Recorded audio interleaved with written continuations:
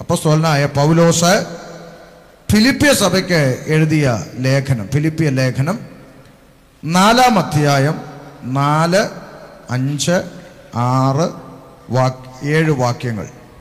കർത്താവിൽ എപ്പോഴും സന്തോഷിപ്പിൻ. കർത്താവിൽ എപ്പോഴും സന്തോഷിപ്പിൻ.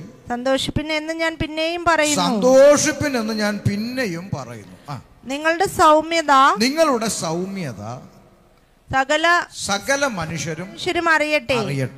കർത്താവ് വരുവാൻ അടുത്തിരിക്കുന്നു. ഒന്നിനെക്കുറിച്ചും വിചാരപ്പെടരുത്. ആ വാക്യം നമ്മളൊന്ന് മനസ്സിരുത്തി വായിക്കണം. ഒന്നിനെ കുറിച്ചും എന്ത് ചെയ്യരുത്, ചുമ്മാ ഇരുന്ന് ടെൻഷൻ അടിക്കരുതെന്ന്. ഈ വിചാരപ്പെടരുതെന്ന് പറഞ്ഞാൽ അതിൻ്റെ വാക്യം എന്താ?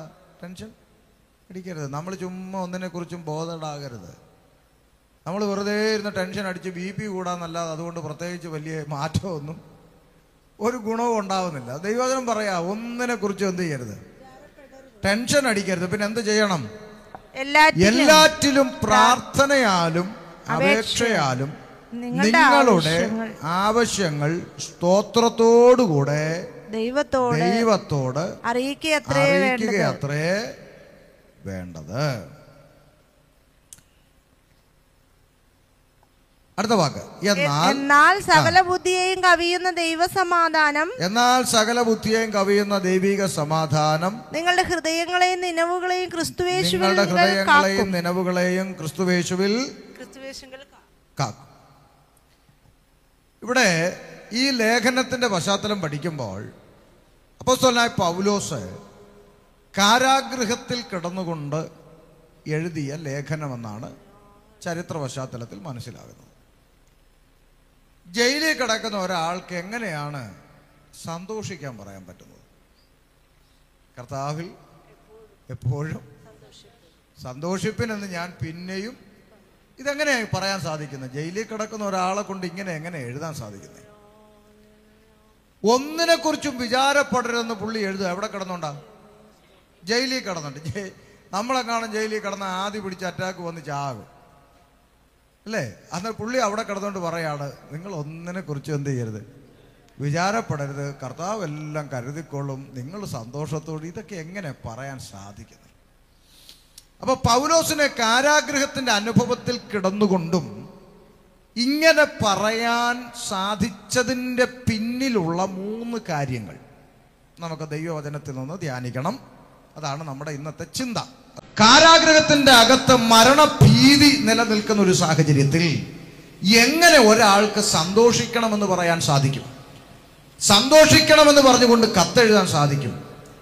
എന്നെ രക്ഷിക്കണം, ഞാൻ ഇവിടെ കിടന്ന് ജാഗത്തേ ഉള്ളൂ, നിങ്ങൾ ആരും ഇത്രയും കാലമായിട്ട് എന്നെ ഒന്ന് വന്ന് കാണാൻ പോലും ശ്രമിച്ചില്ലല്ലോ, നിങ്ങൾക്ക് വേണ്ടി ഞാൻ പുഴവക്കത്തിരുന്ന് സംസാരിച്ച് കഷ്ടപ്പെട്ട് അവിടെ സഭ ഉണ്ടാക്കി തന്നേച്ച് ഞാൻ ജയിലിലായപ്പോൾ നിങ്ങൾക്കതൊന്നും ഓർമ്മയില്ല, നിങ്ങൾ എന്നെ മൈൻഡ് പോലും ചെയ്യാത്ത എന്താ, ഇത്രയ്ക്ക് നന്ദിയില്ലാത്തവരാണോ എന്നൊക്കെയല്ലേ മലയാളികൾ സാധാരണ ചോദിക്കാൻ സാധ്യതയുള്ളത്.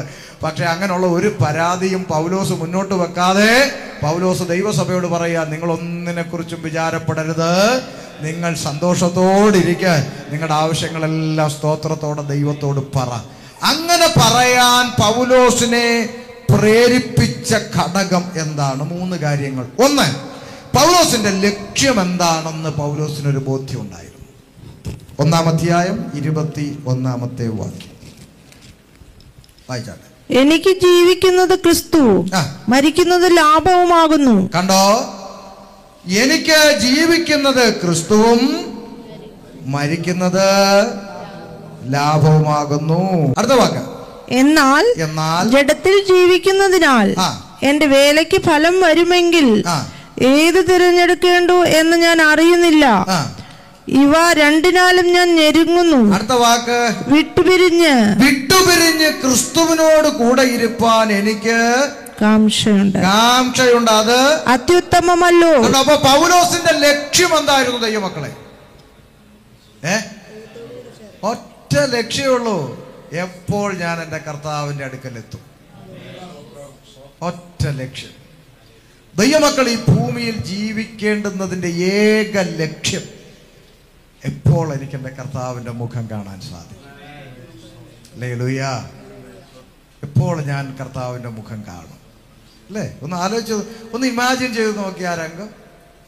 നാട്ടിൽ നിന്ന് ഗൾഫിൽ പോയ പപ്പ 5 വർഷം കഴിഞ്ഞ് നാട്ടിലേക്ക് വരുമെന്ന് പറയുമ്പോൾ, അടുത്ത ആഴ്ച പപ്പ വരുമെന്ന് പറയുമ്പോൾ, അല്ലെങ്കിൽ രാവിലെ സ്കൂളിൽ പോകുന്ന കുഞ്ഞിനോട് വൈകിട്ട് പപ്പ വരുമെന്ന് പറയുമ്പോൾ, ആ സ്കൂളിലിരിക്കുന്ന കൊച്ചിൻ്റെ മനസ്സ് അന്നത്തെ ക്ലാസ് വല്ലതും ശ്രദ്ധിക്കൂ.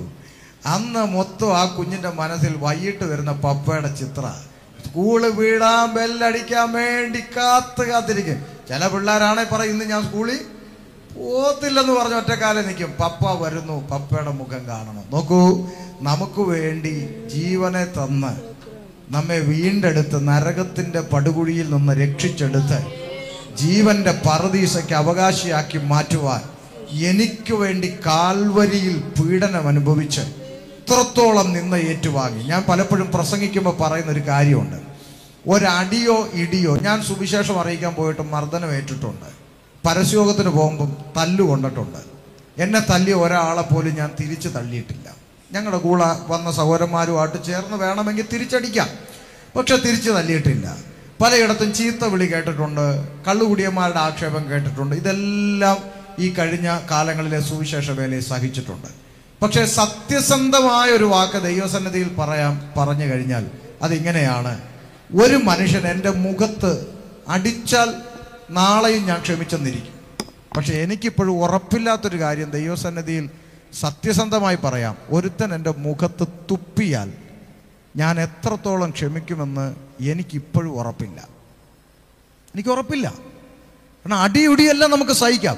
ഒരുത്തൻ്റെ വായിലിരിക്കുന്ന വൃത്തികെട്ട തുപ്പല് നമ്മുടെ മുഖത്തോട്ട് വന്ന് വീഴുക എന്ന് പറയുമ്പോൾ അവിടെ ചിരിച്ചുകൊണ്ടിരിക്കാൻ പറ്റുന്നൊരു കൃപയൊക്കെ നമുക്കുണ്ടോ? എനിക്കുണ്ടോയെന്ന് എനിക്ക് അറിഞ്ഞുകൂടാ.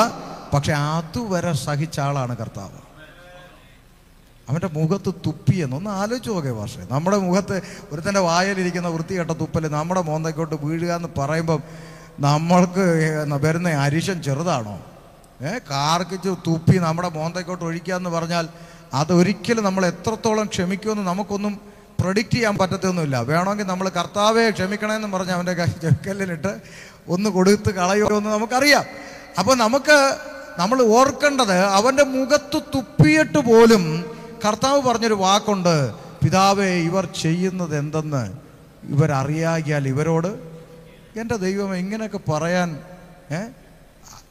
കർത്താവിൻ്റെ കയ്യിലാണെങ്കിൽ ദൈവിക അധികാരവും കൂടെ ഉണ്ടെന്ന് ഓർക്കണം. ഒരൊറ്റ വാക്ക് കൽപ്പിച്ചാൽ ഇവനെ കത്തിച്ച് കളയാനുള്ള അധികാരം മുഴുവൻ കൈ വെച്ചിട്ട് മിണ്ടാതിരുന്നു. നമ്മുടെ കയ്യിലെങ്ങാണ് ആ അധികാരം ഉണ്ടെങ്കിൽ തുപ്പുക പോലും വേണ്ട. ഒരുത്തൻ നമ്മുടെ മുഖത്ത് നോക്കി വല്ലതും പറഞ്ഞെന്നറിഞ്ഞാൽ ഇപ്പം തന്നെ അവൻ കത്തിപ്പോട്ടെ ബും എന്ന് പറഞ്ഞു. ശിഷ്യന്മാരങ്ങനെ പറഞ്ഞു അല്ലേ? നാഥാ, ഞങ്ങൾ വരുന്ന വഴി ഒരുത്തൻ കണ്ടു, അവൻ വലിയ പരിപാടിയൊക്കെ കാണിക്കുന്നുണ്ട്, പക്ഷെ നമ്മളെ അനുഗമിച്ചില്ല, അതുകൊണ്ട് ഞങ്ങൾ അവനുമായിട്ട് തെറ്റി ആകാശത്തുനിന്ന് തീ ഇറക്കി അവരെ കത്തിച്ച് കളയാന്നൊക്കെ പറഞ്ഞു ശിഷ്യന്മാര്. കർത്താവ് പറഞ്ഞു, നിങ്ങൾ ഏത് ആത്മാവിലാണെന്ന് നിങ്ങൾക്ക് അറിയുന്നില്ലേ എന്ന് കർത്താവ് ചോദിച്ചു. കത്തിക്കാനും ചൂടാനും ഒന്നും അല്ല മനുഷ്യപുത്രൻ വന്നത് എന്നൊക്കെ പറഞ്ഞ് ഇതൊക്കെ എങ്ങനെയാ പറ്റുന്നത്? ദൈവിക അധികാരം കയ്യിലുണ്ട്.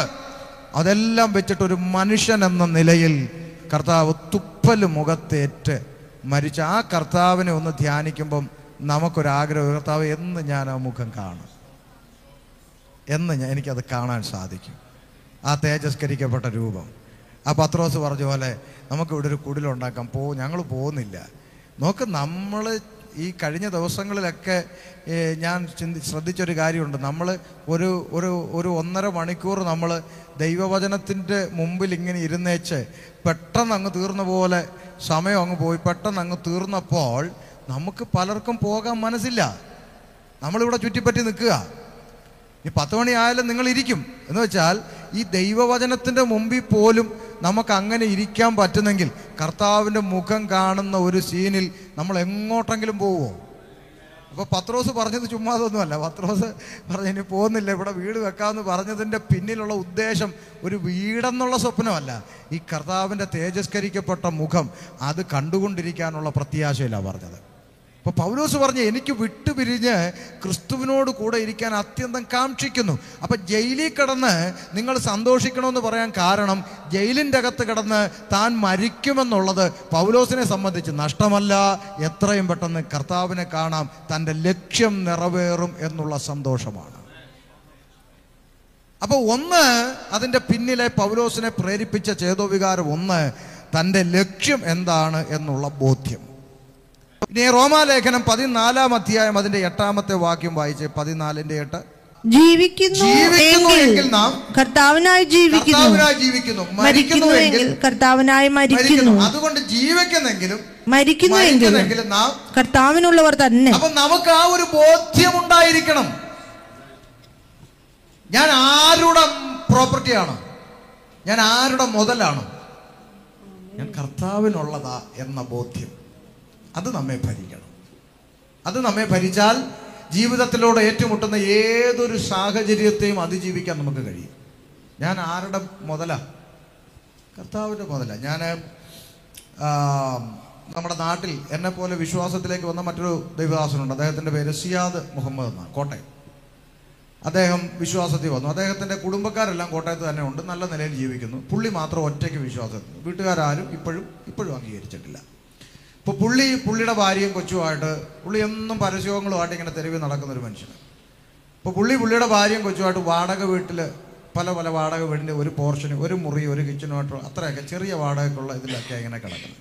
അപ്പം പുള്ളിക്കാരൻ ഒരു ദിവസം ഓട്ടോയിൽ പോകുമ്പോൾ, പുള്ളി ജനിച്ച് വളർന്ന നാടല്ലേ കോട്ടയം. അപ്പോൾ പുള്ളിയോട് ഓട്ടോക്കാരൻ, ചേട്ടാ ചെയ്യാതെ നിനക്ക് വേറെ പണിയൊന്നുമില്ലടാ, നീ എന്തിനാ ഈ യേശുവിൻ്റെ പുറകെ എന്നും പറഞ്ഞിങ്ങനെ റോഡിൽ നിന്ന് ഇങ്ങനെ പൊട്ടന്മാരെ പോലെ പ്രസംഗിച്ചും, നിനക്ക് നിൻ്റെ കുടുംബക്കാരെത്ര മാന്യമായിട്ട് ജീവിക്കുന്നു, അവരുടെ അടുത്ത് ചെന്ന് കഴിഞ്ഞാൽ നിനക്ക് നിൻ്റെ ഓഹരി, നിൻ്റെ ഷെയറും എല്ലാം കിട്ടത്തില്ല, നിനക്കിവിടെ മാന്യമായിട്ട് ജീവിച്ചൂടെ എന്നൊക്കെ സിയാദിനോട് പറഞ്ഞപ്പോൾ, സിയാദ് തമാശയ്ക്ക് പറഞ്ഞൊരു കാര്യമാണെങ്കിലും അത് എന്നെ വല്ലാതെ ടച്ച് ചെയ്തു. സിയാദ് ചിരിച്ചുകൊണ്ട് പുള്ളിയോട് പറഞ്ഞുടാ, നീ ആ കാണുന്ന ബിൽഡിങ് ഉണ്ടോ എന്ന് ചോദിച്ചു. വലിയ പിന്നെ ഇതിൻ്റെയൊക്കെ കോൺഫിഡൻറ്റിൻ്റെയൊക്കെ ബിൽഡിങ്, ഹീരാ പ്ലാസയുടെയൊക്കെ വലിയ ആ ബിൽഡിങ് കണ്ടോ എന്ന് ചോദിച്ചു. കണ്ടു.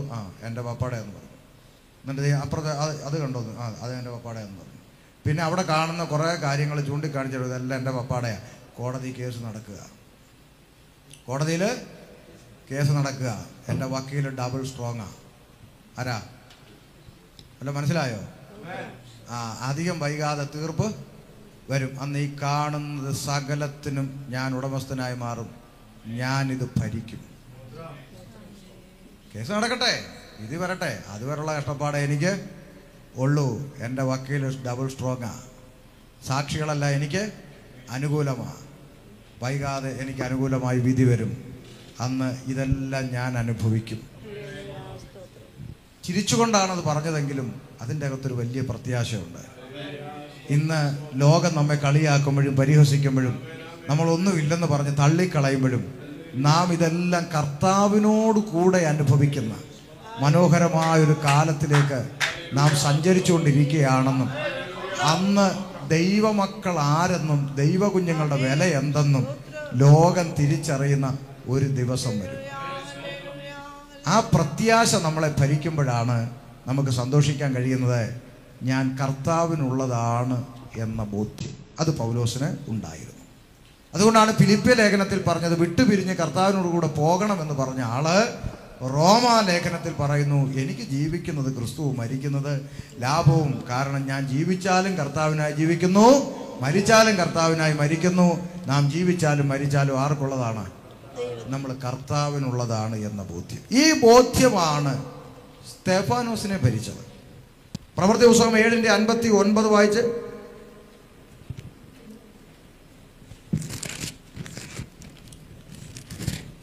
കർത്താവായ യേശുവേ, എന്റെ ആത്മാവിനെ കൈക്കൊള്ളണമേ എന്ന് സ്റ്റെഫനോസ് വിളിച്ചു പറയുകയിൽ അവർ അവനെ കല്ലെറിഞ്ഞു. അവനോ മുട്ടുകുത്തി, കർത്താവേ, അവർക്ക് ഈ പാപം നിർത്തരുതേ എന്ന് ഉച്ചത്തിൽ നിലവിളിച്ചു. ഇത് പറഞ്ഞിട്ട് അവൻ നിദ്ര പ്രാപിച്ചു. കണ്ടോ? 59 വാക്യം തുടങ്ങുന്നത് എങ്ങനെയാന്ന് കണ്ടോ? എന്താ പറഞ്ഞേ? കർത്താവായ യേശുവേ, എന്റെ ആത്മാവിനെ കൈക്കൊള്ളണമേ. അപ്പൊ എന്തായിരുന്നു തന്റെ പ്രത്യാശ? കർത്താവിനോട് അടുക്കൊണ്ട് പോവുക. കൊല്ലാൻ വരുന്ന ജനത്തെ നോക്കിയേച്ച് കർത്താവ് ഇവരറിവില്ലാതെ ചെയ്യുന്നു, ഇവരോട് ക്ഷമിക്കണമെന്ന് പറഞ്ഞ അതേ വാക്ക് സ്തെഫാനോസിന് പറയാൻ എങ്ങനെ കഴിഞ്ഞു? ഇവരുടെ മേൽ ഇത് പാപമായി കണക്കിടല്ലേ കർത്താവേ, അത് അവർക്ക് പാപമായി നിർത്തല്ലേ, അത് അവർ നിർത്തല്ലേ എന്ന് പറഞ്ഞിട്ട് എൻ്റെ ആത്മാവിനെ കൈക്കൊള്ളണമേ എന്ന് സ്തെഫാനോസിന് പറയാൻ കഴിഞ്ഞതിൻ്റെ പിന്നിലെയും ചിന്ത ഇത്രയേ ഉള്ളൂ, ഞാൻ കർത്താവിനുള്ളതാണെന്ന ബോധ്യം. അപ്പം നമ്മുടെ ലക്ഷ്യം, നമ്മൾ വിളിക്കപ്പെട്ടതിൻ്റെ ലക്ഷ്യം എന്താണെന്ന ബോധ്യം നമുക്കുണ്ടായിരിക്കണം. അങ്ങനൊരു ബോധ്യമുണ്ടെങ്കിൽ, ബോധ്യം നമ്മളെ ഭരിക്കുന്നുണ്ടെങ്കിൽ, നമ്മുടെ ജീവിതത്തിലേക്ക് കടന്നു വരുന്ന ഒരു പ്രതിസന്ധിയിലും നമ്മൾ ആരെ കുറ്റം പറയില്ല? കർത്താവിനെ പറയില്ല.